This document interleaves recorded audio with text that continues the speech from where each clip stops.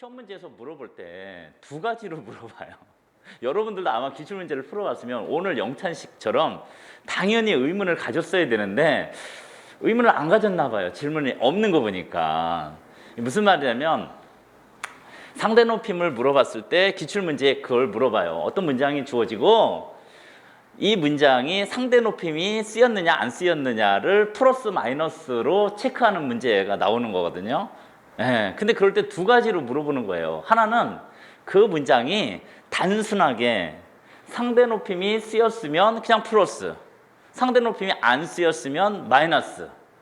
근데 이렇게만 물어보지 않고 다른 방식으로도 물어봐요. 상대 높임의 명칭이 상대 높임이잖아요. 그래서 착각을 하는 거죠. 아, 이게 상대를 다 높이는 표현만 상대 높임이라고 생각하면 안 되는 거예요. 상대 높임을 보면 상대방이 누구냐에 따라서 높이기도 하고 낮추기도 하잖아요. 그렇죠? 예. 근데 문제상에서는 또 어떻게 물어보냐면 상대 높임 중에서 격식체를 네 가지 등급으로 나누잖아요.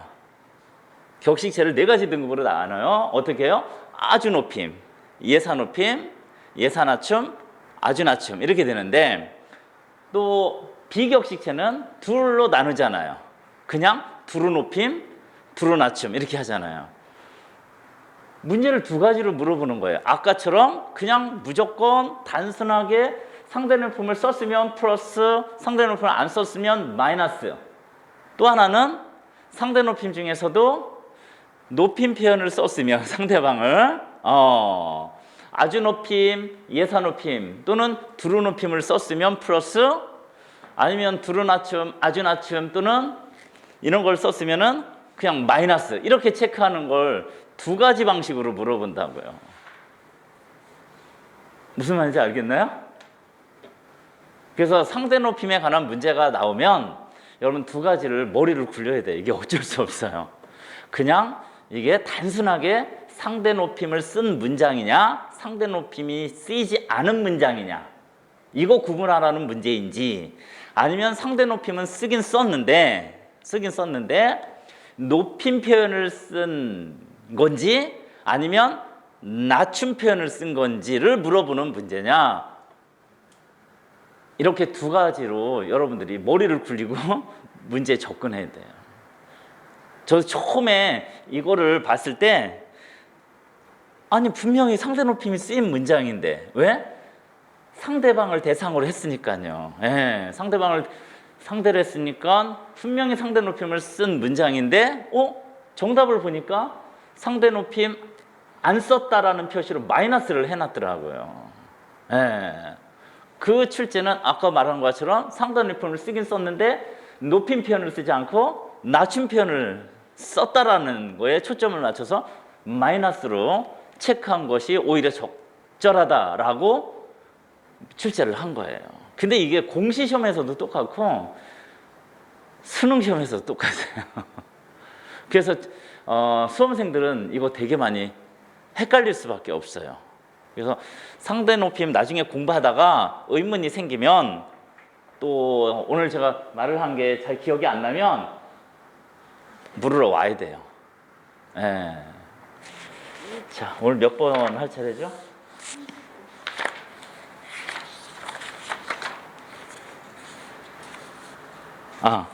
자, 35번 보세요. 35번 다음 가로 안에 들어갈 오히려 적절한 것은 이렇게 됐죠?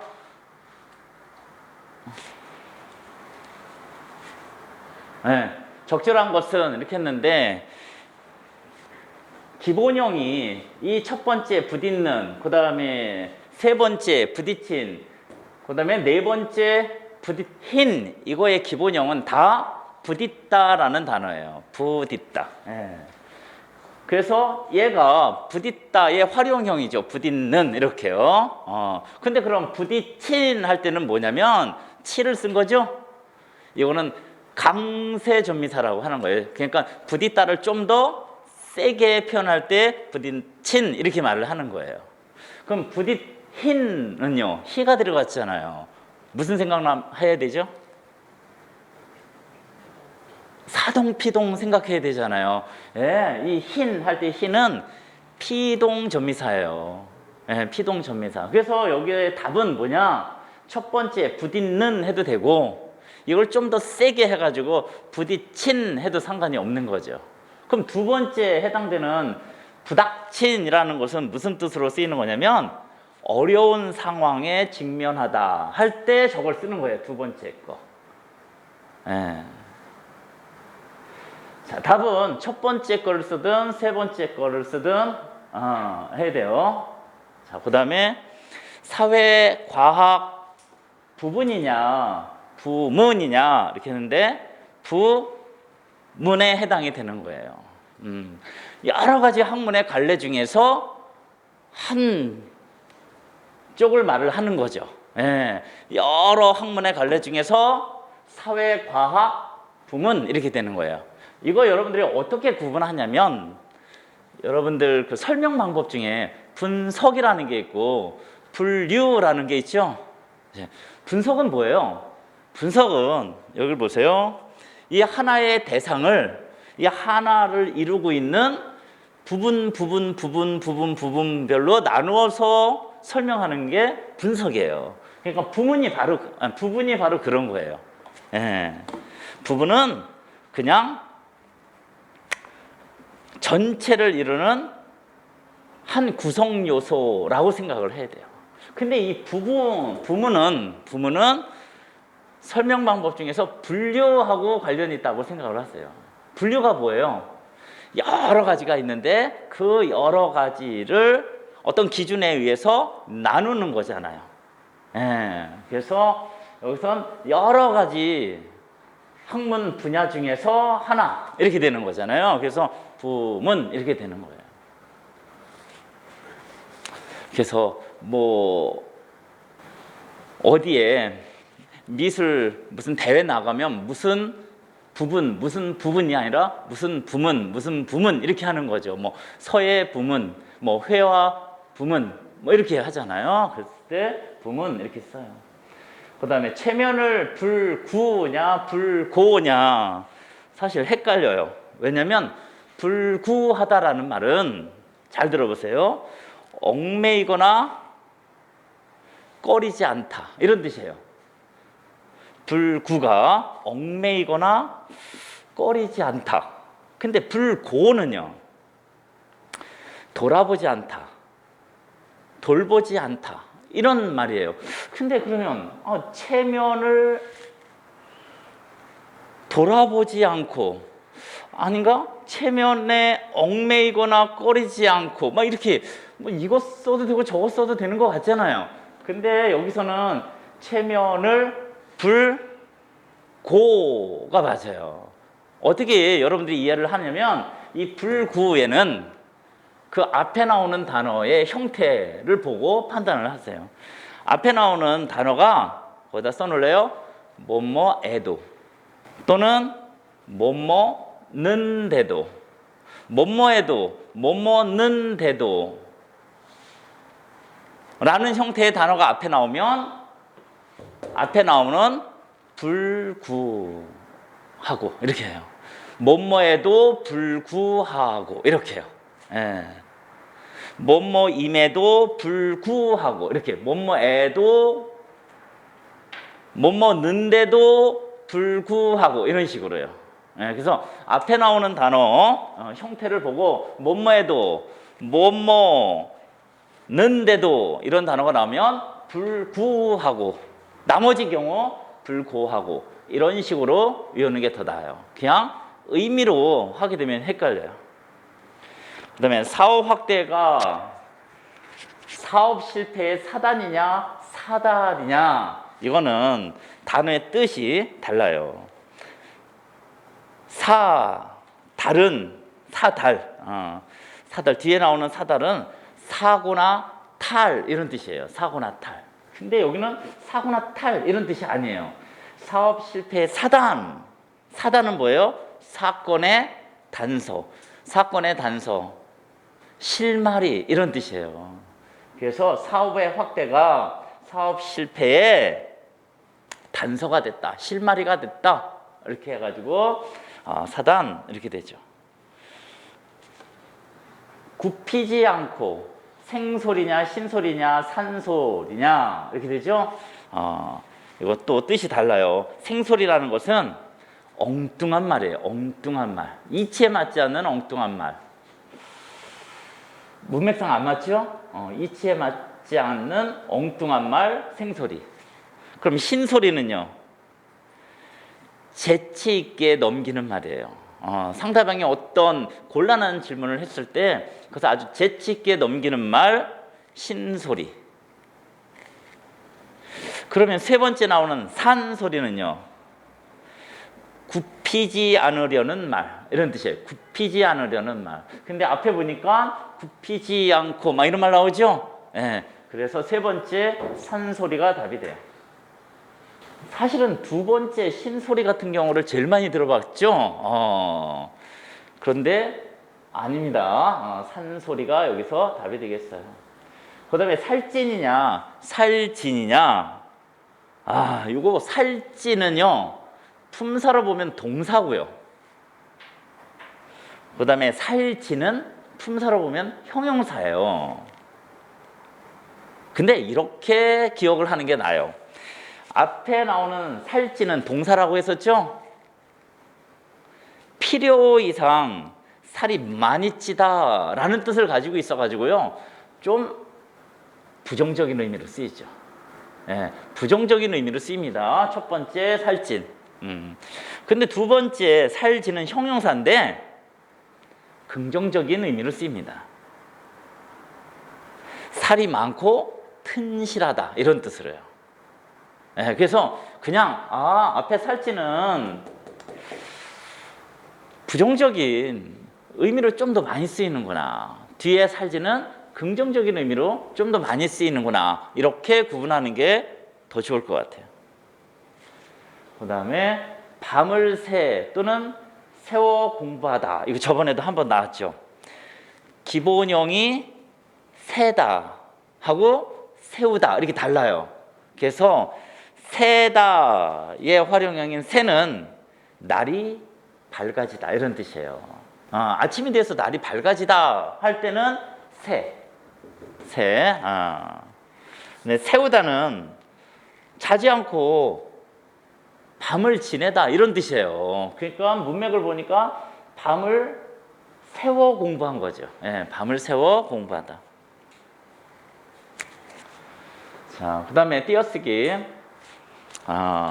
하루 띄우고 종일 띄우고 밥은커녕 띄우고 물 띄우고 한 띄우고 모금도 띄우고 마시지 띄우고 못한다 이렇게요. 그래서 이거의 핵심은 뭐예요? 하루하고 종일을 붙일 거냐 띄울 거냐예요. 그래서 여기는 띄워요. 하루 종일이라는 것은 한 단어로 취급을 안 해줘요. 근데 하루 종일은 한 단어로 취급을 안 해줘서 하루하고 종일을 띄우는데 온종일이라는 단어 있잖아요.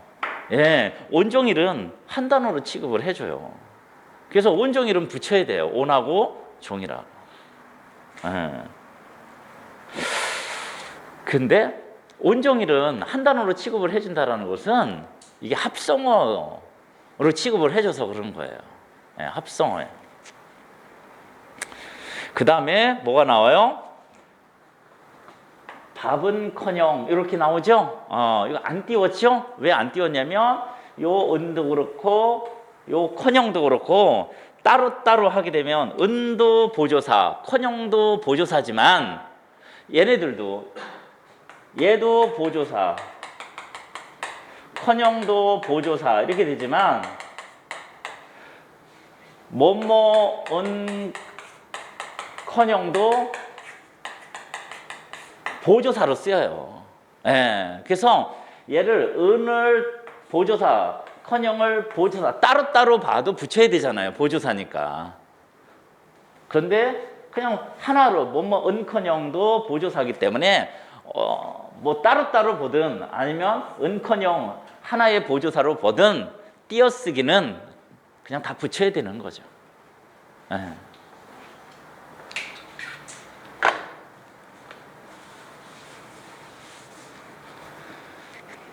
그 다음에 내 모자는 그것하고 다르다 이렇게 해야 되겠죠. 여기서는 뭐 특별하게 할 게 하고죠. 하고 그것 하고를 붙일 거냐 띄울 거냐 이렇게 보는 건데요. 여기서 하고 같은 경우를 두 가지로 봐요. 이 하고를 하고를 그냥 조사로도 쓰여요. 얘를 하나로 조사로도 쓰여요. 그런데 이 하고를 뭐뭐 하다라는 단어 있잖아요. 이 하다라는 게 동사예요. 이 동사의 어감 하에다가 고라는 뭐 연결형 어미를 붙여서 쓴 거다라고 보는 사람도 있어요. 근데 뭐 어떤 거로 보든 혼자 쓸 수 없어요. 붙였어야 되는데 이거를 또 하다라는 단어를 동사로 보는 경우가 있고 또 이 하다라는 단어를 뭐로 보는 경우가 있어요? 전미사로 보는 경우가 있어요. 여러분들이 사전에서 찾아보면 하다가 동사로 쓰일 때도 있고 전미사로 쓰일 때도 있어요. 어떻게 구분하나요? 이렇게 구분하는 거예요. 동사로 하게 되면 예를 들어서 공부를 하다 띄었어야 되잖아요. 그렇죠? 이럴 때는 얘를 그냥 동사로 보는 거예요. 근데 여기서는 공부야라는 체언에다가 하다를 붙여서 공부하다 이렇게 되면은 얘는 공부라는 명사에 붙어서 쓰는 전미사로 보는 거죠. 자, 그 다음에 여우도 제 굴이 있고 공중에 나는 새도 깃들 곳이 있다. 깃들에다가 밑줄 치세요. 사전을 찾아보면 깃들다라는 단어가 있고 깃들이다라는 단어가 있어요. 깃들이다. 근데 깃들이다가 뭐냐면 새나 사람 등이 어디에 살다라는 단어예요. 그래서 여기는 새가 나오잖아요. 그렇죠? 그래서 깃들이 아니라 깃들일 이렇게 해야 되는 거죠. 사람이나 새 같은 경우가 어디에 살다 할 때는 깃들이다. 그럼 깃들은요, 감정이나 노력 같은 경우가 씁니다 이런 뜻이에요. 예를 들어서 뭐 어둠이 깃들인 이렇게 아니고 어둠이 깃든 이렇게 해야 되는 거예요. 어둠이 깃든 이렇게, 또는 뭐 노여움이 깃든 이렇게. 그래서 앞에 나오는 깃들이다 같은 경우가 새나 사람들이 어디에 살다 이런 뜻이고요. 밑에 나오는 깃들다는 살다라는 뜻이 없다 이렇게 기억을 해두세요.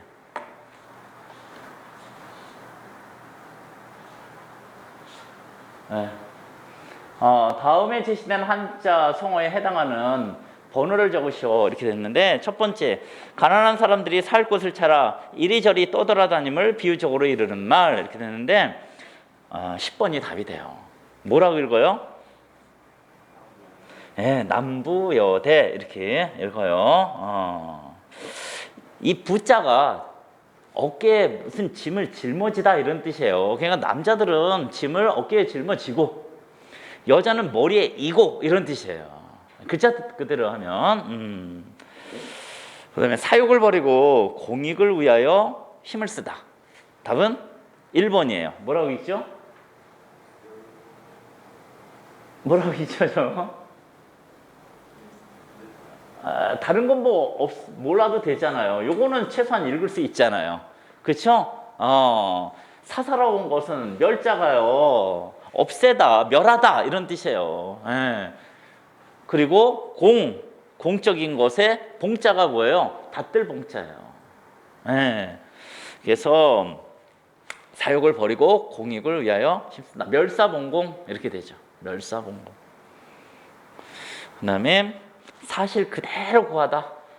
우리가 사극 같은 데 보게 되면 문초할 때 항상 이런 말을 하죠. 뭐라고 하죠? 6번에 해당이 돼요. 예, 이실직고. 예, 이실직고. 사실 그대로 말하다 이런 뜻이에요. 네, 한 번 실패하였으나 힘을 회복하여 다시 쳐들어온다.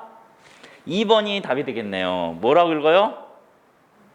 권토중래. 이 권자가 원래 말다, 둘둘둘둘둘 말다 이런 뜻이에요. 흙을 말아. 중래, 중자가 무거울 중자지만 여기서는 무거울 중자로 쓰이는 게 아니라 다시 뭐 이런 뜻으로 쓰이는 거예요. 다시 오다 이런 뜻이에요. 먼지를 일으키고 복수하려고 다시 돌아온 거예요. 그 다음에 아주 무식함을 비유적으로 이르는 말 7번이 답이 돼요. 뭐죠? 어로불변. 여기를 보게 되면 보세요. 이 어자하고 이 로자를 분별 구분하지 못한다 이런 뜻이에요. 근데 여러분이 봐도 어자하고 로자가 글자가 똑같은가요? 딱 보기에도 다르잖아요. 다른데도 이 어자하고 로자를 구분하지 못한다 이렇게 해가지고 아주 무식함을 비유적으로 이르는 말 이렇게 되는 거죠. 자, 그 다음에 3번을 보세요. 3번을 뭐라고 읽냐면 오불관원이라고 읽어요. 오자가 나 오자예요. 네, 나. 그래서 나는 아니다. 관자가 관계 이런 뜻이에요.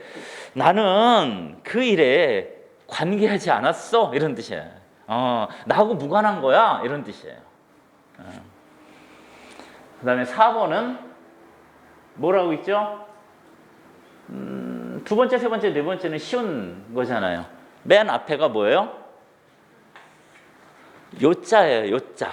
그 어린아이들 태우고 이렇게 흔들어주는 거 있죠? 그걸 뭐라고 하죠? 요람이라고 하잖아요. 요람 할 때 그 요자에 흔들다 요자. 흔들었는데 어떻게 됐어요? 부동 움직이지가 않더라 이런 뜻이잖아요.